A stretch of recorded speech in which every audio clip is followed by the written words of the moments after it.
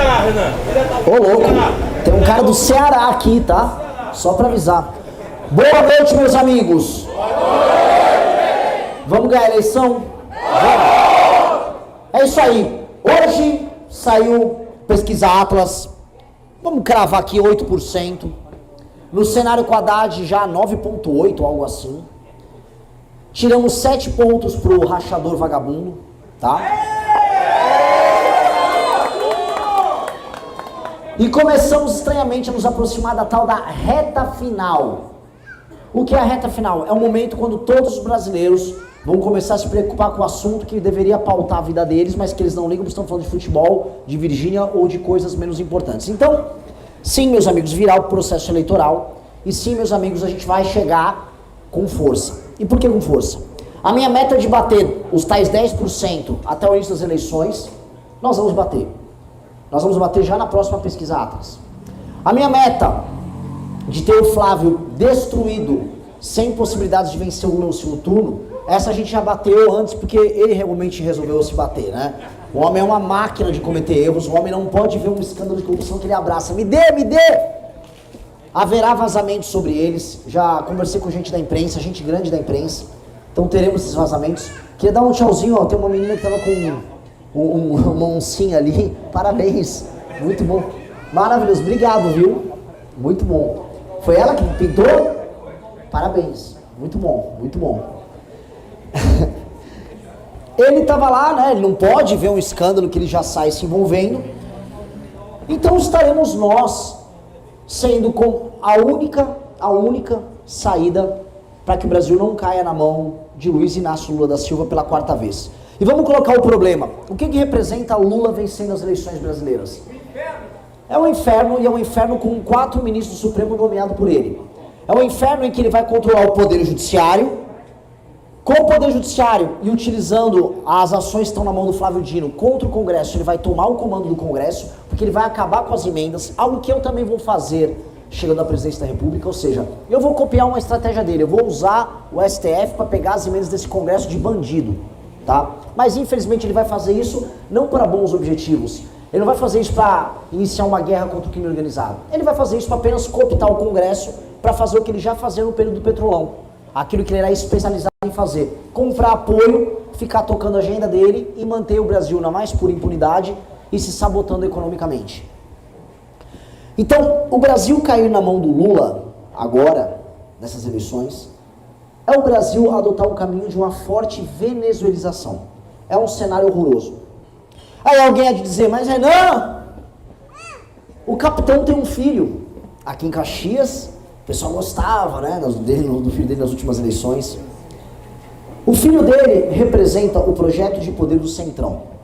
Então, se a vitória do Lula representa uma tomada petista do poder, mesmo com ele muito queimado, uma eventual vitória do Flávio, que não acontecerá, porque o Flávio não tem chances, mas vamos aqui fazer o exercício de imaginação, representa o Centrão corrupto brasileiro, fazendo um grande acordo que vai manter um corpo moribundo no poder, que seria o Flávio, e os negócios sendo feitos por esses mesmos partidos corruptos. Nenhuma agenda importante vai andar, porque eles têm medo. Nenhuma briga com o STF vai andar, por exemplo, para você poder derrubar a DPF das favelas, para que o crime organizado seja destruído com o trabalho que nós queremos fazer, eles tentam imitar. Vocês sabem, eles imitam todas as nossas propostas, mas se cutucar direitinho, falar, mas o que você quer dizer com prendeu ou neutralizou? Ele não sabe. Eles não têm ideia do que é enfrentar o Comando Vermelho e o PCC, porque eles nunca leram ou estudaram nada sobre isso. Então o senhor Flávio Bolsonaro apenas vai entregar o governo para o Centrão, tanto que ele queria que Ciro Vorcaro Nogueira, fosse o seu vice.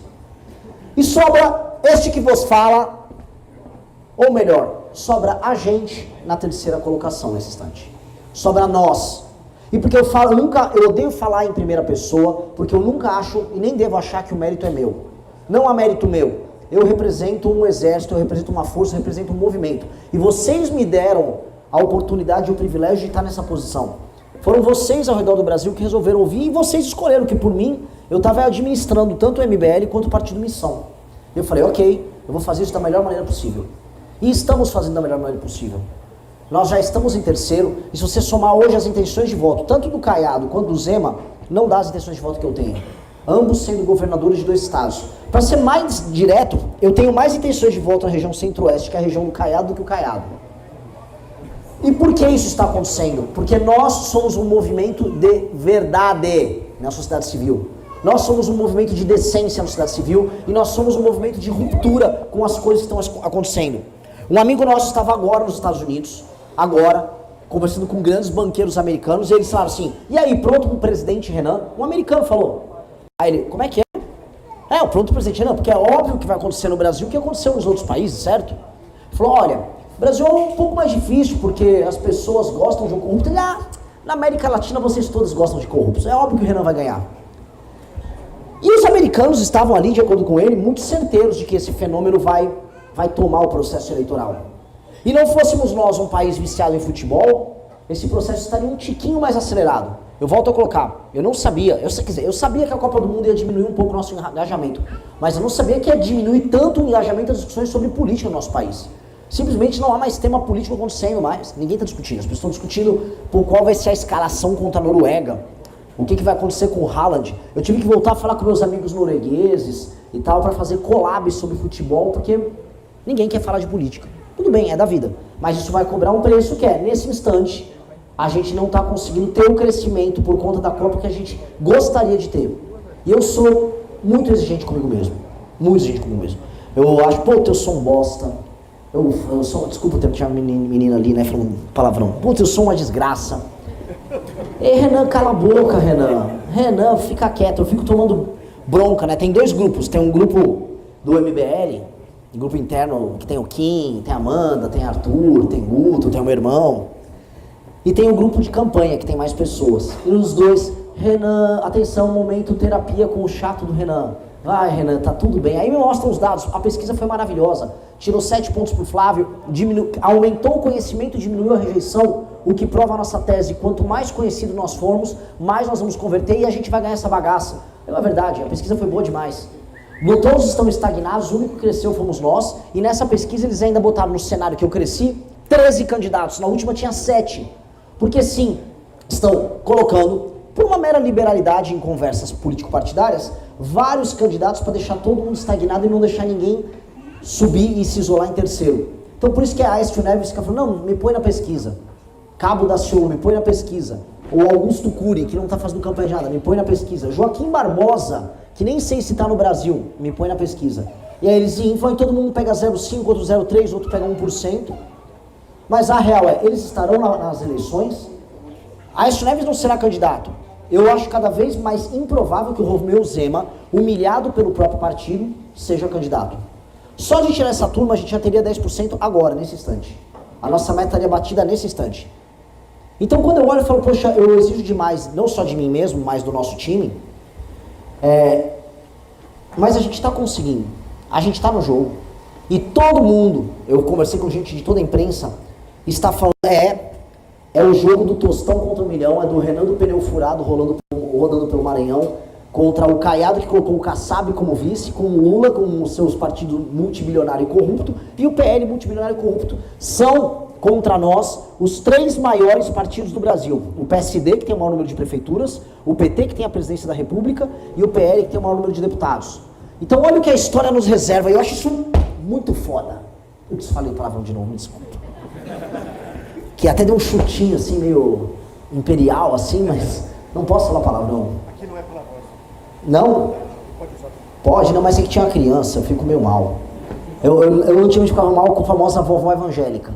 Mas acho que a vovó evangélica já não tá ligando muito. A criança já é mancada, não posso fazer isso. Então,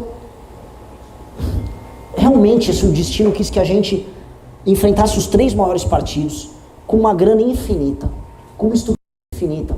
E aí eu posso olhar, né, o Kassab é o mestre, todo mundo fala, é o maior gênio político do Brasil é o Kassab. Kassab é brilhante, Kassab é genial. Eu falei, tudo bem. Se somar os 3 candidatos a presidente que ele tinha lá pelo partido dele, que ele colocou 3 governadores, 4, né? Eu posso botar o Leite, Ratinho, posso botar o Caiado, o Eduardo Paes, que chegou a sugerir, soma os 4, não dá um Renan, para um partido que tem 7 meses de idade. Então...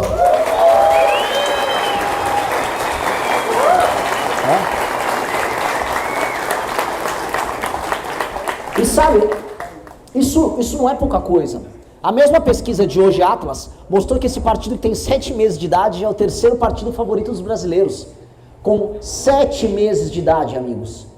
A gente já está em terceiro, com 1/3 do PL. Veja, são anos que o PT está se construindo. E a gente já em 7 meses firmou o pé para 7% dos eleitores. Essas pessoas viram um partido chamado Missão, viram a oncinha que ela desenhou e falaram, é aqui que eu vou. Porque claramente a gente está fazendo algo que é muito certo. E claramente quando você faz algo muito certo e você não vende a tua dignidade, e você tenta se aprofundar, e você tenta falar aquilo que é verdadeiro, você traz os melhores. E é esse o ponto que eu queria agora começar o bate-papo com vocês. Precisa ser a revolução dos melhores. Isso aqui precisa ser a revolta das pessoas que têm mais caráter, que são mais inteligentes e que são mais capazes. Isso aqui precisa ser a revolta dos moços e moças, dos homens e mulheres que se negam a se curvar diante daquilo que é errado. E novamente eu preciso comentar, isto será necessariamente mais difícil. Hoje eu acabei de soltar um vídeo sobre um caso, né, cômico, porque tudo no Brasil é muito cômico. Tinha um rapaz chamado Lincoln da Voz. Ele estourou, vocês viram o vídeo dele? Ele, pô, nós trabalha, o dinheiro não fica no fim do mês. E aí você vê, minha mão tá calejada, eu gosto de trabalhar. Eu falei, nossa, esse cara representa muito o que o brasileiro tá sentindo. Esse cara tá no ponto. Gravei 2 vídeos de quase 10 milhões de views defendendo ele. Só no Instagram. Muita gente defendeu. Ele fez uma vaquinha, levantou dinheiro, ele apareceu num helicóptero com o Pablo Marçal. Eu falei, não.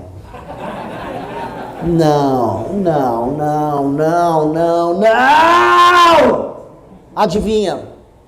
Ele é um influencer, vendedor de curso, vendedor de rifa.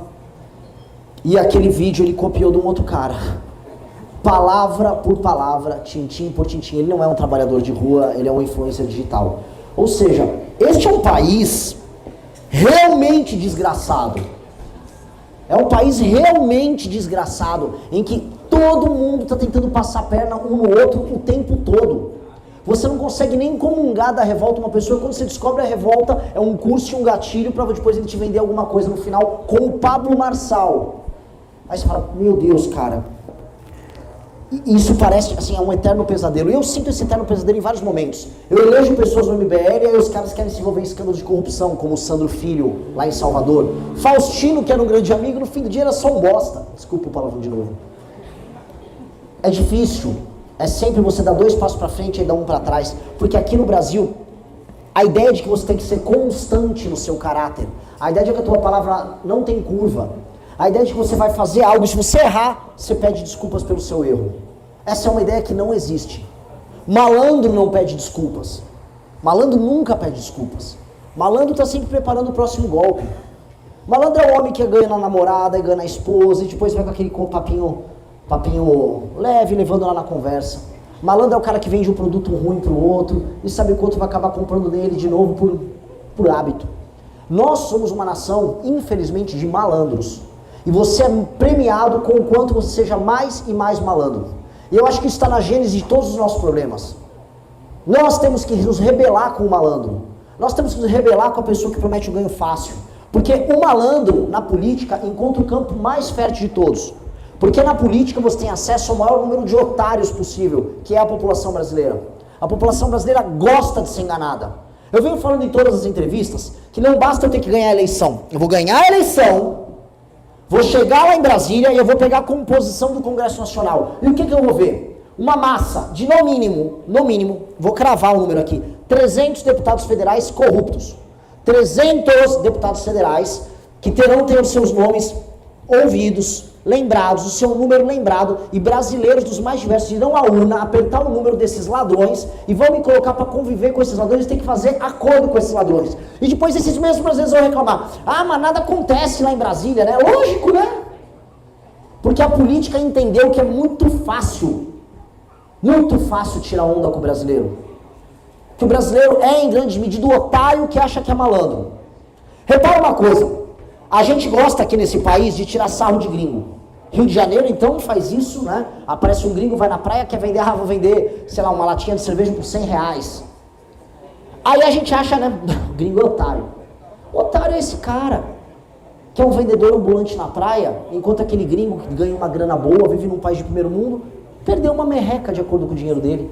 E às vezes pagou os R$100 e pagaria novamente. A gente acha que é muito esperto, construindo uma sociedade de baixa confiança, quando na prática nós somos o povo mais otário do mundo, porque nós temos uma potencialidade gigantesca para ser uma das 5 maiores nações do mundo, mas hoje nós estamos quebrados, nos arrastando, sendo vítimas do crime organizado. Ah, mas a gente torce pro futebol, e lá a gente tem uma ginga. É isso o Brasil. Esse é o país mais otário que tem. E como nós aceitamos ser otários porque a gente acha que é malandro, a gente aceita que as piores pessoas, que são os malandros de verdade, levem a gente na flauta. Em tudo. Quando falavam que o bolsonarismo era composto por radicais, alguém aqui acha que alguém é radical no bolsonarismo? Levanta a mão se alguém acha que tem um radical no bolsonarismo. Ninguém é radical ali. Foram os seguidores dos bolsonaristas a irem para frente do quartel. Não foi um deputado eleito. Deputado eleito com salário pronto para ganhar? Com um monte de assessor? Não, aí não. Nicolas Ferreira, olha lá, olha o Xandão. Ué, vai pra frente do quartel também, Nicolas. Olha lá à esquerda. Ninguém vai. O malandro não vai. Botou os tios, as tias pra ficar tudo lá, tomando depois couro e sendo preso, indo parar no inquérito do Alexandre de Moraes. Políticos do bolsonarismo, nenhum é radical. Porque são todos malandros, que entenderam como levar o voto dos seus pais, dos seus avós na flauta. Olha lá o comunismo, vai te pegar o comunismo, hein, ó. Denunciei, tem um comunista aqui, ó. Tá falado, vota em mim, compra minha camisa verde e amarela. Lancei uma corneta do Brasil. Olha, só viu o vinho do Bolsonaro? Pé direito, o chinelinho deles, né? Isso aqui, essa gente fala que é patriota. Como a gente deixou, como a gente permitiu que uma gente que não vale nada pegasse a alcunha de patriota? Nós, quando derrubamos o PT, fizemos sacrifícios reais. Quando marchamos até Brasília, a gente marchou 1.100 quilômetros. Não para fazer showzinho, para fazer rede de cortes, mas para derrubar uma presidente, derrubamos. Depois, acampamos naquele mesmo Congresso Nacional. Depois, negociamos com os políticos, não tivemos medo nem vergonha de negociar, porque o nosso foco era fazer história fazendo o que era certo. Só que o povo brasileiro decidiu se iludir com um malandro. O povo brasileiro viu um malandro, eu sou patriota, lindo, que olhos verdes cativantes. E se apaixonaram, como sempre se apaixonam. Vamos se apaixonar uma parte pela Michelle. Ah, Michelle. Difícil. Falam da Janja, mas ela fazia as mesmas coisas viajando pelo mundo com o maquiador dela. Ia no enterro lá da rainha da Inglaterra que morreu, tinha que levar o maquiador, sessões de foto em hotéis caríssimos. Mas você vai xingar a Janja porque a Janja faz a mesma coisa de esquerda. Se você faz a mesma coisa de direita, não xinga. Mesma coisa o escândalo do Banco Master. Eu adoro lembrar que o site aqui do Rio Grande do Sul, Brasil Paralelo, fez um grande documentário sobre o Banco Master, contando todo o envolvimento que a esquerda escondeu de vocês sobre o Banco Master. Ok, e toda a parte que envolve a direita. Não vai falar? Eu gosto muito também que os de esquerda e o ICL fizeram a mesma coisa. Então reparem, não é porque sobre enfrentarmos os nossos adversários radicais do bolsonarismo. Radicais somos nós. Nós somos os radicais.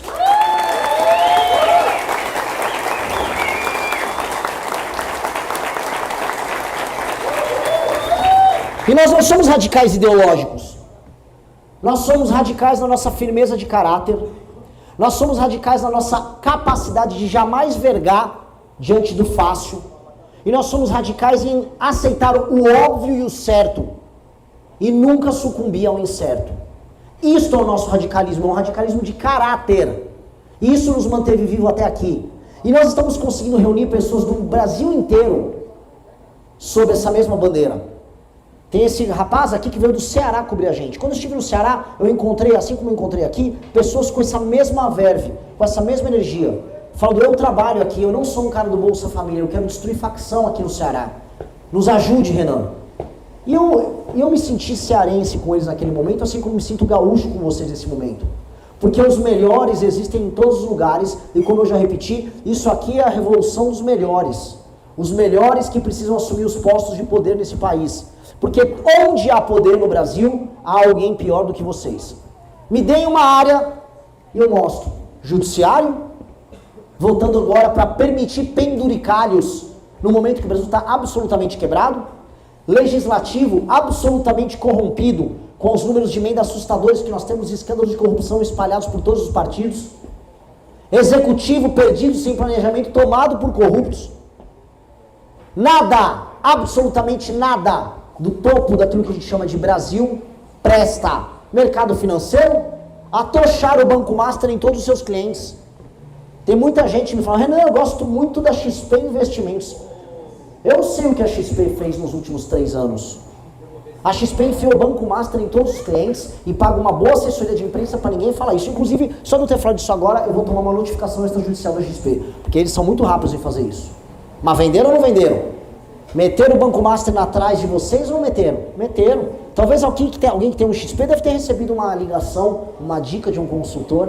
Olha, tá pagando bem esse Master. Então falo de mercado financeiro, falo de parte da imprensa que foi comprada. Isto é, lembra a revista Isto É? Eu estava checando agora, só para vocês entenderem como é o jogo. Eu estava checando, né, que alguém viu a conversa que vazou do senhor Daniel Vorcaro e com um aliado dele sobre tentar comprar a Malu Gaspar, a jornalista? Quem ouviu essa história, levanta a mão. Poucas pessoas. Isso é bem sintomático de que ninguém está falando de política. Malu Gaspar foi a pessoa que mais investigou no jornalismo brasileiro o caso do Master. Ela foi perseguida pela esquerda, foi perseguida por parte do jornalismo brasileiro, cancelada, e ela continuou. Pegaram o celular do Vorcaro e acharam conversas dela. Descobriram, falaram assim, vamos destruir a reputação dela, vamos pegar todos os empréstimos bancários que a gente tem como achar, vamos descobrir o carro que ela tem, a casa que ela mora, deve ter algum esquema, deve ter, sei lá, algum amante. E aí na conversa do Vorcaro com o rapaz, eles não vão achando absolutamente nada, eles vão desistindo, eles tiram onda. Coitada, essa aí tem um Up, que era o carro dela. Coitada, vixe, ela ganha acho que coisa de 20 e poucos mil reais por mês. Isso é uma idiota. E aí eles vão para assim, que tal a gente comprar ela? Vamos dar uma vaga na Isto É e a gente dá um adiantamento de 1,5 milhão de reais para ela se mudar para Isto É e ganhar um salário de coisa de 100 a 150 mil reais por mês. Eles estavam comprando a consciência da Malu Gaspar. Ela não aceitou. Veja, eu não acho que a Malu Gaspar um dia vai falar bem de nós publicamente. E eu nem espero isso dela. A Malu Gaspar só provou que era uma mulher que o Brasil tinha que se inspirar. Porque é tipo de mulher como a Malu Gaspar que as mulheres brasileiras tinham que olhar. E não pilantras e... Posso falar palavras feias? Mas tipo aquelas Virgínias e Deolanes, que são as mulheres que fazem cabeça da juventude. Não haverá uma mulher chorando na frente da casa da Malu Gaspar, que foi alvo dessa perseguição. Mas havia na frente da Deolane quando ela foi presa por envolvimento com o PCC e o Comando Vermelho. Porque esse é o Brasil que a gente vive. Pois bem, eu me toquei, Isto É? A Isto É, então, é que tava, era do Vorcaro, o Vorcaro assumiu, olha, porque é nossa Isto É. Aí eu fui pegar, porque eu fui o primeiro na política a começar a gravar vários vídeos do caso. Outubro e novembro, os maiores vídeos que estavam divulgando o caso do Banco Master antes de ser o hit, era eu que estava fazendo.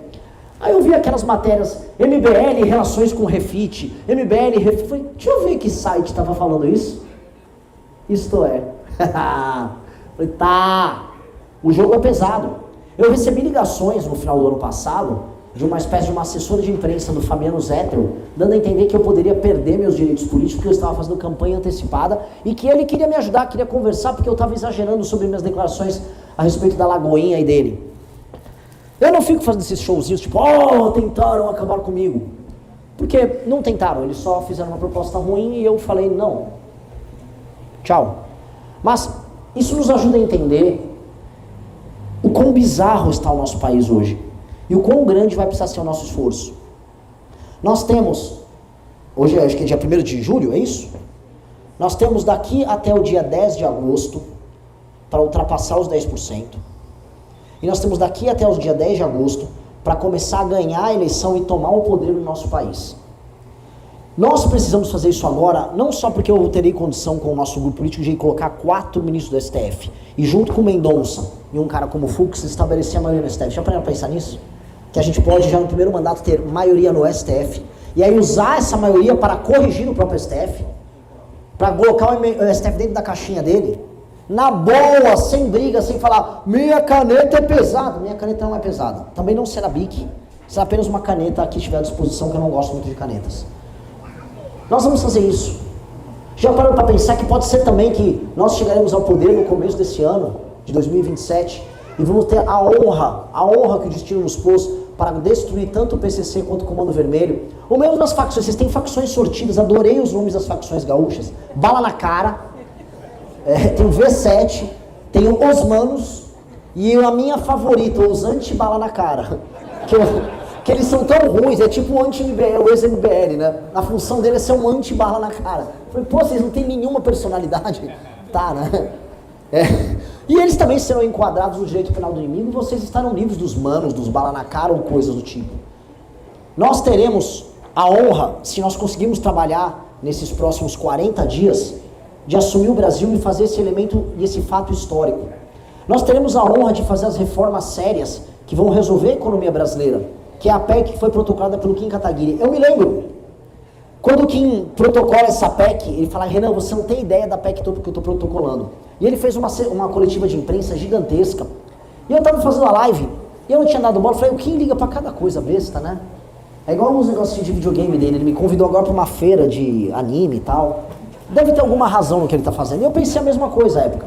Aí eu fui ler a tal da PEC que o Kim estava tão empolgado. Era basicamente uma PEC que salvava, né, que na área da despesa economizava 3,3 trilhões em 10 anos. Ou seja, a PEC que resolve a questão fiscal. E o Kim, quando protocolou essa PEC, não tinha ideia que a gente estaria com o partido pronto, nem que a gente iria disputar a eleição, e nem que nesse instante a gente tem chance de disputar para ganhar a eleição. Mas é essa PEC que o Kim protocolou, que será o primeiro projeto que nós vamos passar ainda na transição para resolver a questão econômica do Brasil, para que eu possa ficar tranquilo com a questão dos juros, tranquilo com a questão da arrecadação, tranquilo com não deixar os brasileiros quebrarem, para que eu possa pegar uns helicópteros do Exército, para que eu possa falar com a FAB, para que eu possa no dia 5 de janeiro embarcar primeiro para o Ceará, depois para o Rio de Janeiro, para começar a eliminar um a um os membros dessas facções. Vamos falar em bom português, para que a gente possa purificar com o sangue dos malditos bandidos que mataram tanta gente brasileira o chão do nosso país. E é com essa palavra que eu vou fazer.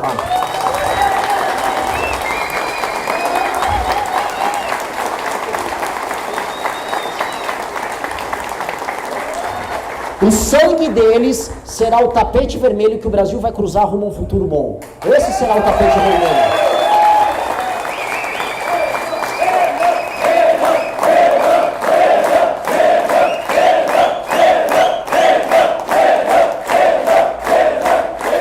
E eu falo isso com muito amor no coração. Não há nenhum ódio aqui. Há apenas uma constatação de que nós precisamos de uma guerra para nos unificar como povo. Uma guerra do Oiapoque ao Chuí, destruindo o mesmo inimigo que ferra a vida de todos nós em todos os lugares. Eu não quero ver pessoas tendo que migrar de um lugar para o outro no nosso país, abandonar seus amigos, abandonar seus familiares, a sua comida, simplesmente porque viver em alguns lugares é impossível. Eu não quero ver essas pessoas, eu quero ver as pessoas felizes nas suas regiões, mantendo sua cultura, mantendo sua alimentação, mantendo seus familiares. Eu não quero ver mais essas pessoas sofrendo na mão das mesmas facções que do Rio de Janeiro, ao Ceará, à Bahia, ao Maranhão, ao Pará, destroem sonhos. As histórias que a gente viu são todas histórias comoventes de maldade pura, de destruição de famílias e da impotência da base da população brasileira em fazer qualquer coisa. Eu entrevistei, vocês viram aqueles meus vídeos em Melgaço? Melgaço é aquelas casas de palafita horrorosas, que tinha aquela mulher que tinha 8 filhos, que o marido, enfim, né, lá no Pará, na ilha do Marajó.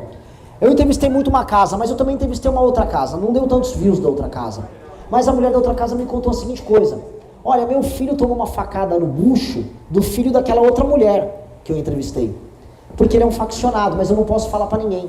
Ela teve que aceitar e conviver com a vizinha dela, cujo filho esfaqueou o filho dele porque ele é um faccionado. E aquela mulher só poderia aceitar aquilo. Ela era absolutamente impotente diante disso. Como a gente pode permitir que as pessoas fiquem impotentes diante de uma injustiça bizarra e o poder público brasileiro não faça absolutamente nada? Não há injustiça e não há crueldade assim, pior do que a falta de ação daquela pessoa que dispõe de poder.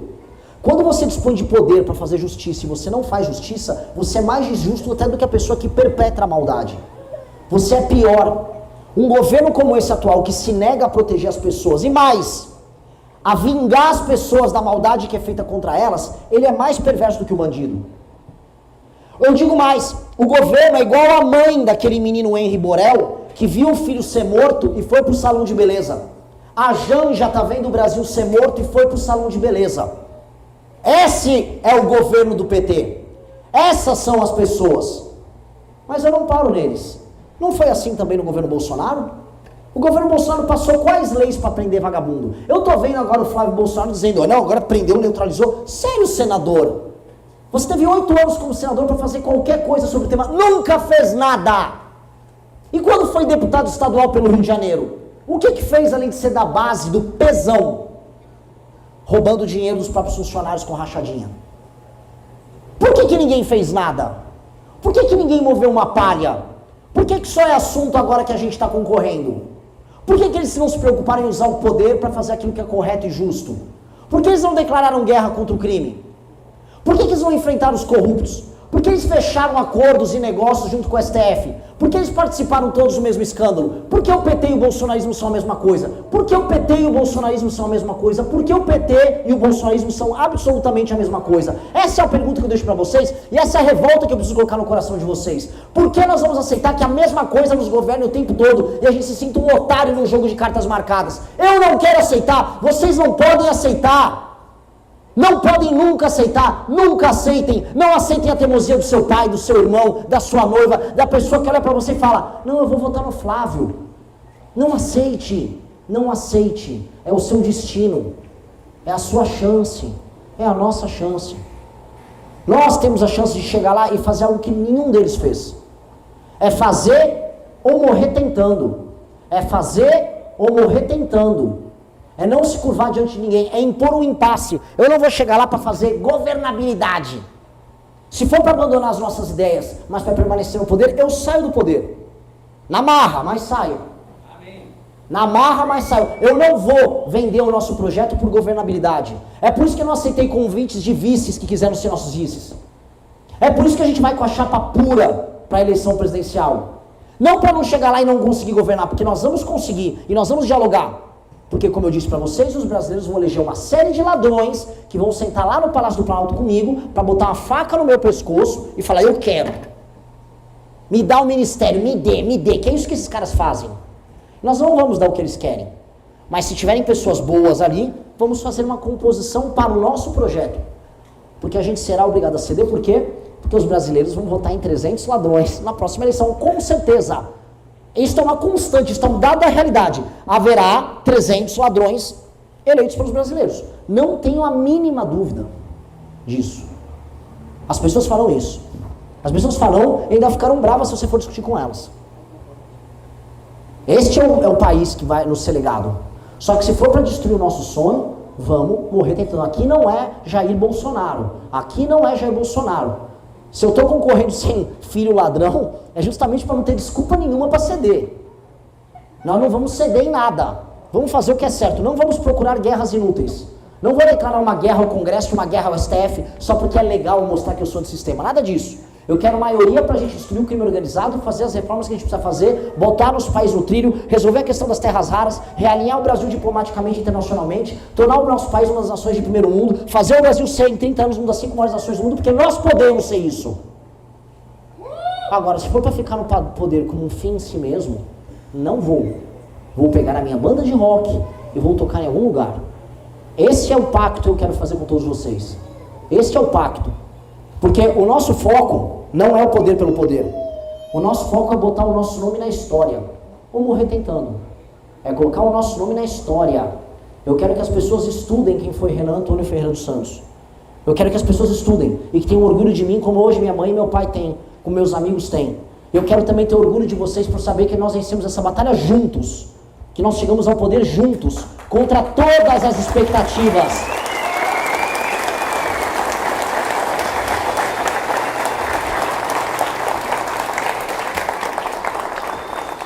Contra todas as expectativas, contra todas as probabilidades, diante de todas as piadas que foram feitas a nosso respeito, todas as piadas, todos os risos, todas as tirações de onda. Veja, é porque a gente é muito ambicioso, a gente não quer parar onde a gente está. Hoje, ironia do destino, se nós só quiséssemos uma vingança contra esses Bolsonaro que tentaram nos prender e acabar conosco, se fosse hoje a eleição, esse vagabundo teria que vir beijar meu pé para eu falar uma declaração para ele apoiando ele no segundo turno. O que seria a maior das ironias. Eles que tentaram nos prender, têm que precisar fazer isso. Mas eu vejo isso como uma derrota gigantesca para nós. Absolutamente tudo. Volto a falar do meu grande herói, Alexandre. Quando ele cruza da Grécia para a Ásia Menor e vence os persas na primeira batalha, o grande rei da Pérsia falou, vamos fazer um acordo, se case com a minha filha, fica dono da metade do império, e seria gigantesco para ele. Assim como já é gigantesco para nós, ser o terceiro maior partido do Brasil já nas pesquisas, passar da tal da cláusula de barreira, ficar em terceiro nas eleições. O que o Alexandre fez? Mandou um emissário para o inferno, tomou o império dos persas e depois conquistou todo o mundo conhecido. É isso que um homem disposto a entrar na história faz, e é isso que vocês farão junto conosco. Eu não vou dialogar com ninguém, eu não vou negociar com nenhum deles, eu quero só a vitória, é tudo ou nada, é tudo ou nada, é absolutamente tudo ou não é nada. Não queremos meias vitórias, assim como a gente não trabalha com meias palavras. Nosso sentimento não é pela metade, não existe meio vencedor, não existe meio campeão, assim como não existe meio presidente.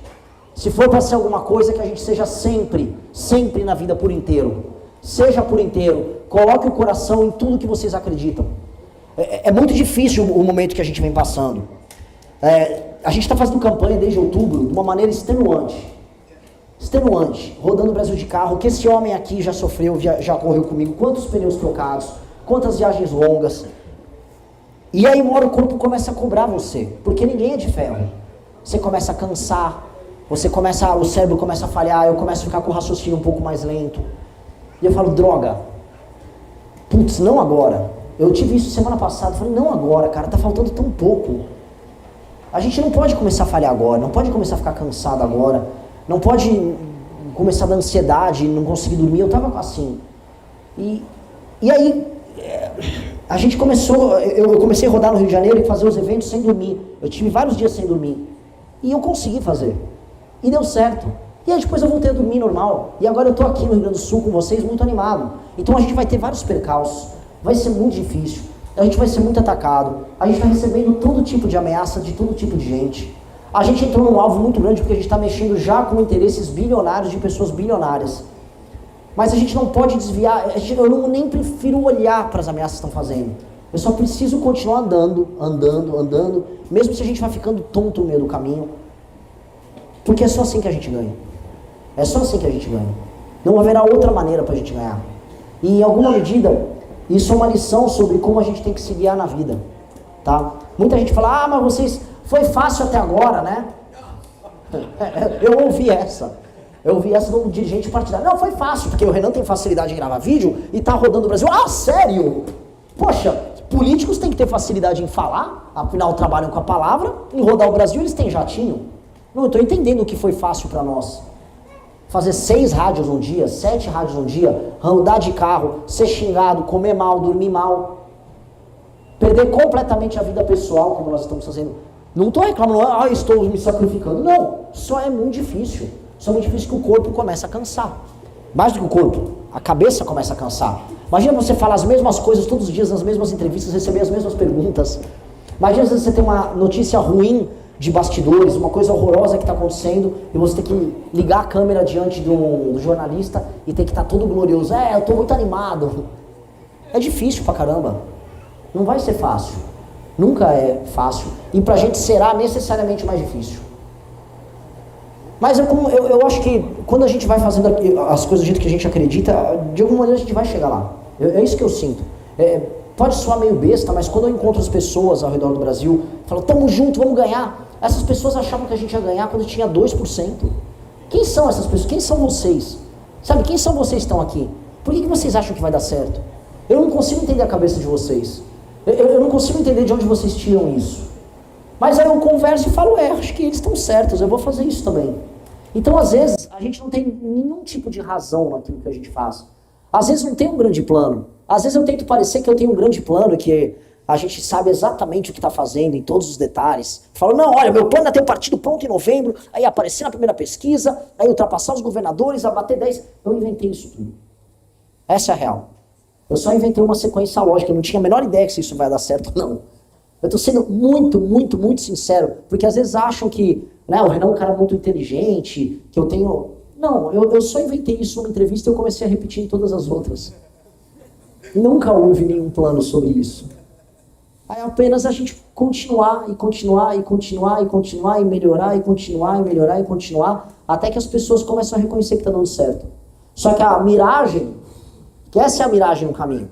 Porque no começo, quando você acha que você vai ganhar uma lição dessa, você só tá na ilusão. E a miragem da ilusão, justamente foram as pessoas dizendo: ô, meu presidente, vai dar. Eu tô com 1%, cara. Pô, vai dar? Então tá, então vai dar. E foi dando, e foi indo. Então, a gente está chegando no clímax. Meio que no momento em que a batalha final vai se aproximando.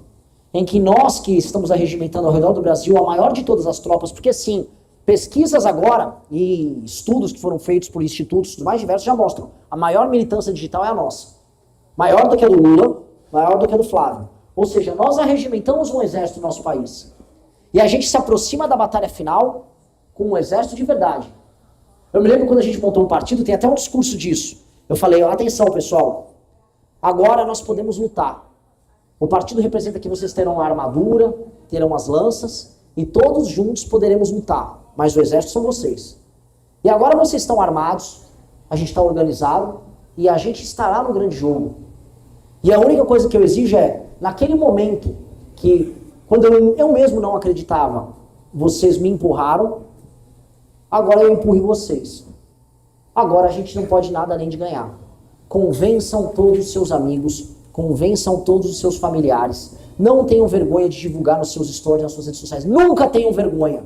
Não tenham vergonha do que nós estamos fazendo. Porque o que nós estamos fazendo agora já é histórico. Agora já é surpreendente. Agora já não estava no cálculo de ninguém.